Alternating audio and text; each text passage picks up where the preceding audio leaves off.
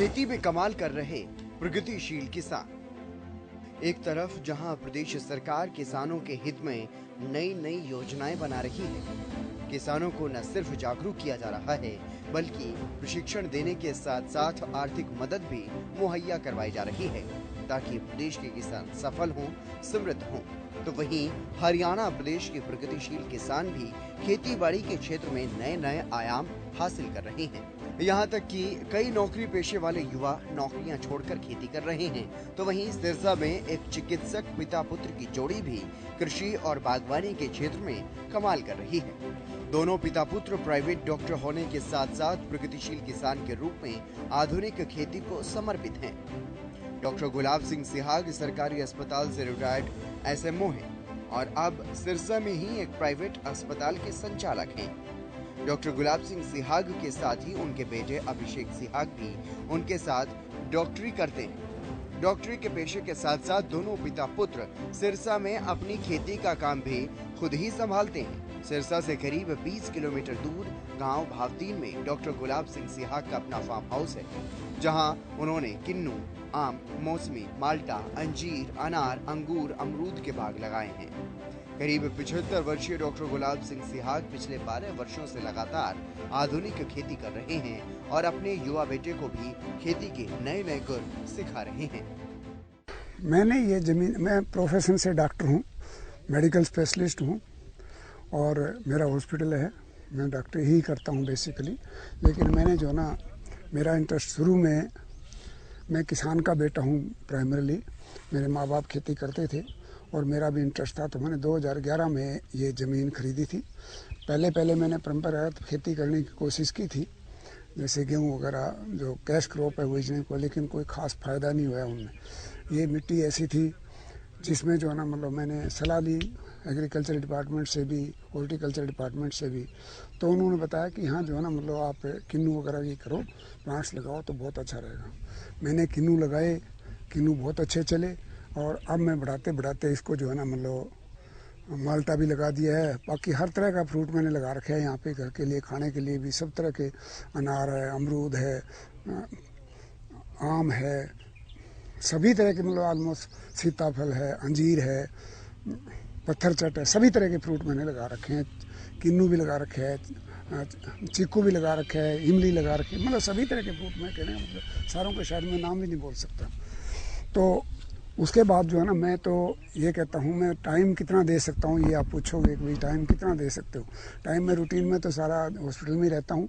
1-2 घंटे शाम के टाइम जब फ्री हो जाता हूँ तो मैं ये खेती बाड़ी देखने आ जाता हूँ। मैंने एक आदमी रखा हुआ है, वो उसको सारी इंस्ट्रक्शन दे देता हूँ। कुछ थोड़ा बहुत मैं भी काम कर लेता हूँ, खुदी वगैरह भी मैं कर लेता हूँ। मेरे को देख मेरे बेटे का भी इंटरेस्ट इसमें बढ़ गया, वो भी डॉक्टर है। अब वो ज़्यादातर वही देखभाल कर रहा है इसकी, और ये एक बहुत अच्छा है। उसमें सेहत भी ठीक रहती है और आपका एंटरटेनमेंट भी हो जाता है और एक मतलब जो आमदनी भी हो जाती है। अच्छा, परंपरागत खेती का जहाँ तक लेके सवाल है, उसमें इतनी आमदनी नहीं हो पाती। फिर पानी की ज़्यादा ज़रूरत है। इसमें मैंने यहाँ पे हर सिस्टम जो गवर्नमेंट देती है बड़े फ़ायदे देती है। जैसे पैक हाउस बनाया उसमें भी, ये डिगी बनाई है इसमें भी, दूसरा सोलर लगा रखा है इसमें भी। मैंने स्प्रे पंप जो है ना, जो मेरे ख्याल है यहाँ कहीं है नहीं दूसरों के पास, वो ले लिए। 6 लाख की थी, जिसमें 50% के लगभग सब्सिडी गवर्नमेंट ने दी है। तो ये एक बहुत इनकरेजमेंट मिलती है, बहुत प्रोत्साहन मिलता है इन सब्सिडियों से। हर चीज़ में मदद मिलती है। ड्रिप सिस्टम है, पानी की बहुत बचत होती है। पानी की बचत होने से मतलब जो ना बहुत ज़्यादा पानी की ज़रूरत पड़े तो फिर जो है इतना पानी कहाँ से आए, तो वो भी परंपरागत खेती में पानी की ज़्यादा ज़रूरत है, जो कि इसमें बहुत कम पानी की ज़रूरत होती है।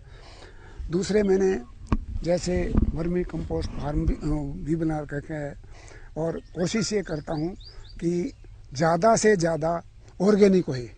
दवाइयाँ बहुत ही कम छिड़कता हूँ, खास करके जो खाने के फ्रूट्स है, सब्जियाँ लगाते हैं, उनमें मैं दवाइयाँ नहीं छिड़कता हूँ। सारी जो है ना मैंने वो बना रखे हैं, सॉल्यूशन ड्रमों भर रखे हैं और वही छिड़कते हैं, जिसकी स्मेल से ही जो है ना मतलब जो कीट हैं वो भाग जाते हैं।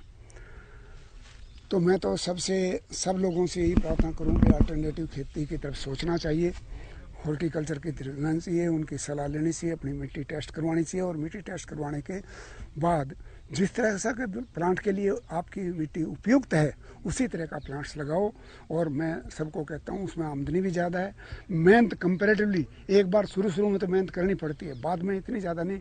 ठीक है, स्प्रे कर दिए, ड्रिप सिस्टम है, एक बार आपने ऑन करना है ड्रिप सिस्टम से पानी अपने आप लग जाता है, तो ज़्यादा मेहनत नहीं बाद में करनी पड़ती।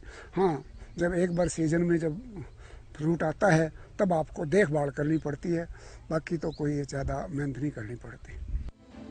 डॉक्टर गुलाब सिंह सिहाग और डॉक्टर अभिषेक सिहाग ने खेती में नए आयाम स्थापित किए हैं।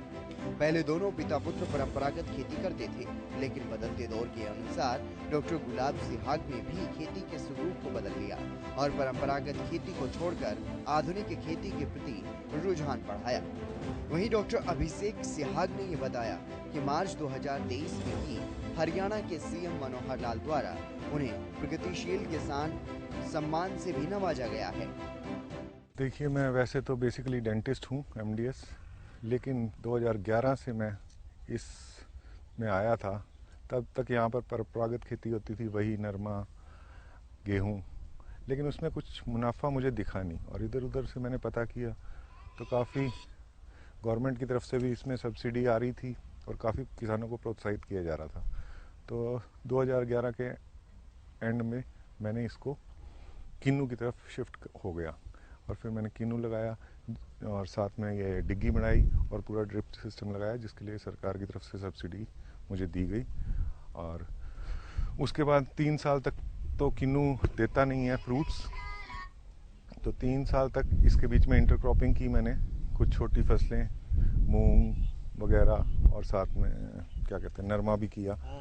लेकिन हाँ, उसके बाद धीरे धीरे सरकार की तरफ से और भी प्रोत्साहन मिला, जिसकी वजह से मैं 2 एकड़ में माल्टा का मैंने अभी बाग लगाया है। साथ ही सोलर भी मैंने अभी पीछे सरकार के उससे लगाया है। और यहाँ मैं अलग अलग तरह से प्राकृतिक खेती को बढ़ावा देने के लिए भी बहुत सारे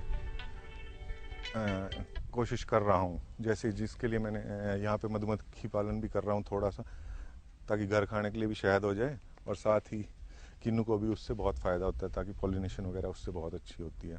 इसके साथ ही मैं जो अपने देसी नुस्खे हैं, जैसे कि डीकम्पोज़र वगैरह या अपनी दालों वगैरह से प्रोटीन्स वगैरह लेके जो दालों के बना के, और उनको भी इनके ऊपर ट्राई कर रहा हूँ अलग अलग तरह से, और मुझे उनका भी बेनिफिट मिल रहा है। और साथ में सरकार से अभी मुझे प्रगतिशील किसान का अवार्ड भी मिला है, जिसके लिए मैं धन्यवाद भी करता हूँ सरकार का, और इससे मुझे आगे प्रोत्साहन मिलता है।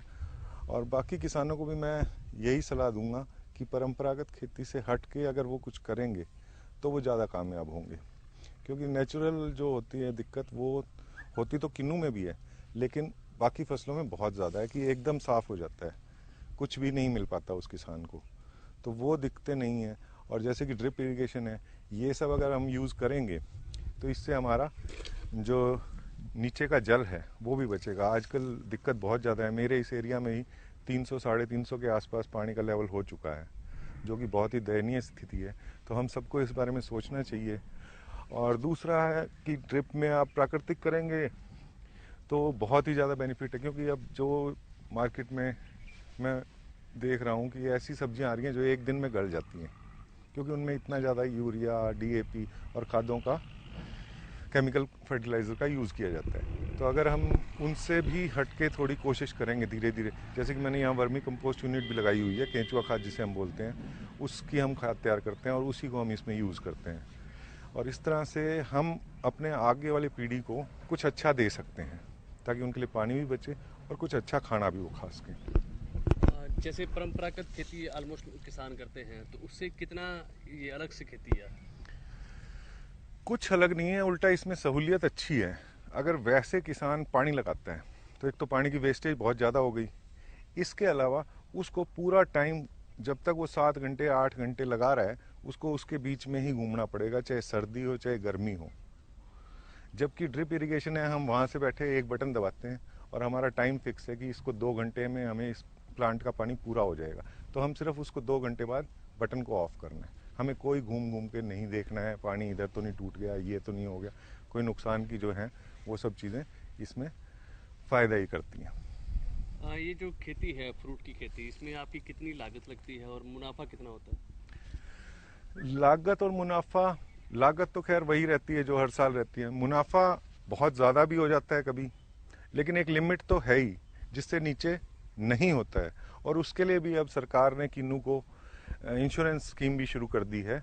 तो अगर ऐसी कोई बहुत ही भयानक स्थिति आती है जिसमें कि फल बचता ही नहीं है, तो उसके लिए वो इंश्योरेंस भी अब है।